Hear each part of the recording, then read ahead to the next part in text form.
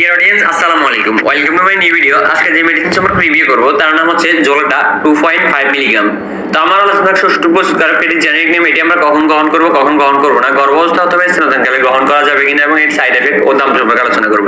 তো আলোচনাটি শুরু করা যাক। আবার বলতেছি, ওষুধটির নাম হচ্ছে জোলাটা 2.5 মিলিগ্রাম। এটি জেনেরিক নেম হচ্ছে ল্যাট্রোজোল। এটি নুবিস্তা কোম্পানি বাজারজাত করে থাকে। আজকে জানবো এটির কাজ সম্পর্কে। প্রথমে বলে নিচ্ছি, এটি একটি বাচ্চা কনসেপ্ট করার মেডিসিন। তো যে সকল মহিলাদের কনসেপ্ট করতে অক্ষম তারা এটি গ্রহণ করতে পারবে। অনেকদিন অতিবাহিত হওয়ার পরও যাদের বাচ্চা হচ্ছে না, এটি তাদের জন্য নির্দেশিত। এটি শুধু কনসেপ্ট এর ক্ষেত্রে ব্যবহার হয়ে থাকে না, যে সকল নারীদের স্তন ক্যান্সার রয়েছে তাদের ক্ষেত্রে এটি ব্যবহার হয়ে থাকে। যে সকল মহিলাদের ডিম্বাশয় থেকে ডিম্বাণু কম বের হয় বা পরিমাণে ডিম্বাণু কম, এটি তাদের জন্য গ্রহণ করা যাবে, অর্থাৎ তাদের জন্য নির্দেশিত। এবং ডিম্বাণুকে তার সঠিক জায়গায় আটকিয়ে ধরে রাখতে এই জোলাটা ট্যাবলেট নির্দেশিত। ডিম্বাণুকে তার সঠিক জায়গায় বলতে যেখানে সে গেলে তার বাচ্চা উৎপাদন করার ক্ষমতা রাখে, ওখানে যাওয়ার ক্ষমতাকে সে বজায় রাখতে এই ওষুধটি খাওয়া যাবে।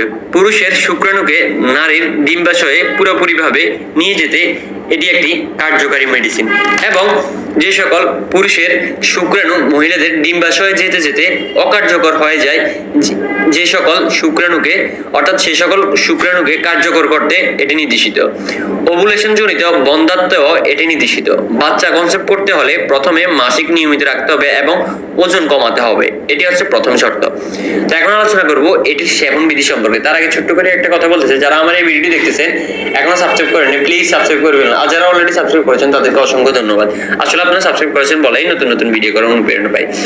তো প্লিজ যারা সাবস্ক্রাইব করেন করে ফেলুন।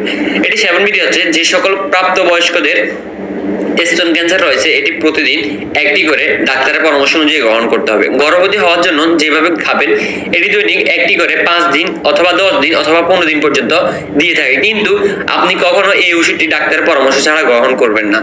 তো এখন আলোচনা করব গর্ভাবস্থায় বা স্তনদানকালে এটি গ্রহণের নিয়ম।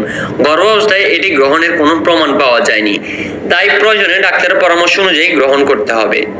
স্তনদানকালে এটি মাতৃদুগ্ধে নিশ্চিত হয় কিনা তা সম্পর্কে এখনো কোনো তথ্য পাওয়া যায়নি, তাই স্তনদানকালে এটি গ্রহণ করা থেকে বিরত থাকতে হবে। তো এখন আলোচনা করবো এটি সাইড এফেক্ট সম্পর্কে। সকল ওষুধেরই কম বেশি সাইড এফেক্ট থেকে থাকে, তেমনই এটিরও কিছু সাইড এফেক্ট রয়েছে। যেমন এটির সাইড এফেক্ট হচ্ছে বমি বমি ভাব, পেটে ব্যথা, মাথা ঘোরা এসব দেখা দিতে পারে। তো এটির দাম সম্পর্কে বলবো, এটি প্রতি পিস ওষুধের দাম 40 টাকা, আর পাতায় 5টি ওষুধ থাকে, অর্থাৎ 5টি ওষুধের দাম এক পাতার 200 টাকা। তো জোলাটা 2.5 মিলিগ্রাম মেডিসিন সম্পর্কে এই পর্যন্ত থাকলো। পরবর্তী কোন মেডিসিন সম্পর্কে রিভিউ করবো তা কমেন্ট বক্সের মাধ্যমে জানিয়ে দিবেন। আর ভিডিওটি ভালো লাগলে একটি লাইক করে পাশে থাকবেন।